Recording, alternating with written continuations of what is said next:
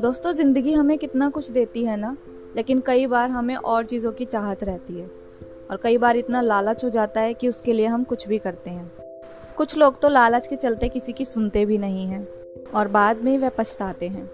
ऐसी ही एक कहानी आज आपके साथ शेयर करने वाली हूँ। मैं हूँ आपके साथ दीपिका और आप सुन रहे हैं मेरा शो ज़रा सुनो। तो चलिए शुरू करते हैं आज की कहानी, जिसका टाइटल है जितना मिले काफ़ी है। एक बार की बात है, एक शहर में राकेश नाम का एक व्यक्ति रहता था, जिसके पास बहुत ज़्यादा धन था।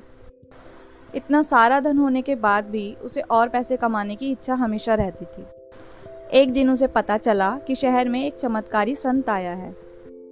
राकेश ने उस संत को अपने घर बुलाया और उस संत की खूब सेवा की।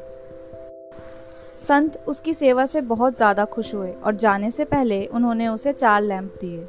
चारों लैंप देते हुए संत ने कहा, बेटा, जब भी आपको धन की ज़रूरत हो तो पहला लैंप जलाकर उसे पूर्व दिशा में ले जाना और जब ये लैंप बुझ जाए तो उसी जगह पर खुदाई करने लग जाना, आपको वहीं पर धन मिल जाएगा। दूसरा लैंप देते हुए संत ने कहा, इसे जलाकर पश्चिम दिशा की ओर लेकर जाना। जब ये बुझ जाए वहाँ खुदाई करना, आपको वहाँ दबी हुई संपत्ति मिलेगी। तब भी अगर धन की कमी पूरी ना हो तो तीसरा लैंप लेकर उसे दक्षिण दिशा में ले जाना और इसके बुझने पर फिर से खुदाई करना। आखिरी लैंप देते हुए संत ने कहा, इस लैंप को कभी जलाना मत, ना ही आखिरी बची दिशा में इसे कभी लेकर जाना। ऐसा कहकर संत वहां से चले गए। संत के जाते ही राकेश का लालच उठ गया। राकेश ने अपना पहला लैंप जलाया और उसको लेकर पूर्व दिशा में चला गया। जब उसने लैंप के बुझने पर खुदाई की तो उसे वह कलश मिला जो सोने के गहनों से भरा हुआ था। यह देखकर राकेश बहुत खुश हुआ। उसका लालच और भी बढ़ गया। उसने बिना सब्र किए बाकी लैंप भी जलाने का सोचा। दूसरा लैंप जलाने पर राकेश एक सुनसान जगह पर पहुंच जाता है, जहां पर उसे सोने से भरा संदूक मिलता है। तीसरे लैंप के जलने पर वह एक पेड़ के नीचे पहुंच जाता है, जहां पर उसे हीरे मोती से भरा एक बर्तन मिलता है। ये सभी चीज़ें वे अपने साथ घर ले जाता है। इतना सब पाने के बाद भी उसका लालच कम नहीं हुआ। कुछ समय बाद उसे चौथा लैंप याद आया।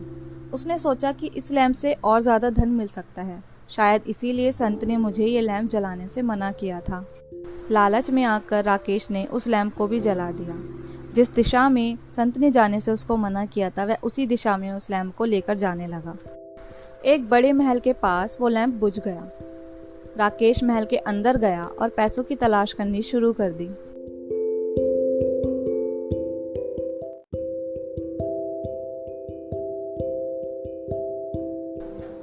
वहां उसे सोने से भरे कई संदूक दिखे, हीरो से भरे हुए कई मटके भी मिले। वहीं सामने उसे चक्की चलाता हुआ एक बूढ़ा आदमी दिखा। राकेश उस बूढ़े आदमी के पास गया तो उस आदमी ने उससे चक्की चलाने में मदद मांगी। राकेश को लगा कि इसकी मदद करने से शायद मुझे और ज़्यादा धन मिल जाएगा। राकेश उसकी मदद करने के लिए राज़ी हो गया और बूढ़े आदमी की जगह पर बैठ गया। वह बूढ़ा आदमी खड़ा होकर हंसने लगा। राकेश ने हैरान होकर उसकी हंसी की वजह पूछी। तब उस आदमी ने उसको कहा कि तुम मूर्ख हो, मैं भी यहाँ लालच के चक्कर में ही आया था और अब से ये महल भी तुम्हारा और चक्की भी तुम्हारी, और अगर तुमने ये चक्की चलाना बंद किया तो महल ज़मीन में दब जाएगा और तुम मर जाओगे, इसलिए चक्की चलाना रोकना मत। राकेश अब फंस चुका था। उसे कुछ समझ नहीं आ रहा था। उसे लगा कि ये सब उस आदमी की चाल है और वह सारा पैसा हड़प कर लेकर जाना चाहता है। राकेश ने चक्की चलाना रोक दिया। जैसे ही चक्की रुकी तभी पूरा महल ज़मीन में दब गया। वह बूढ़ा आदमी और राकेश भी वहीं दफन हो गए और सारा धन भी वहीं दफन हो गया हमेशा के लिए। दोस्तों, इसीलिए कहा जाता है जितना मिले उतने में ही खुश रहना चाहिए। कभी कभी ज़्यादा लालच आपकी सारी खुशियाँ छीन सकता है या फिर ज़िंदगी भी।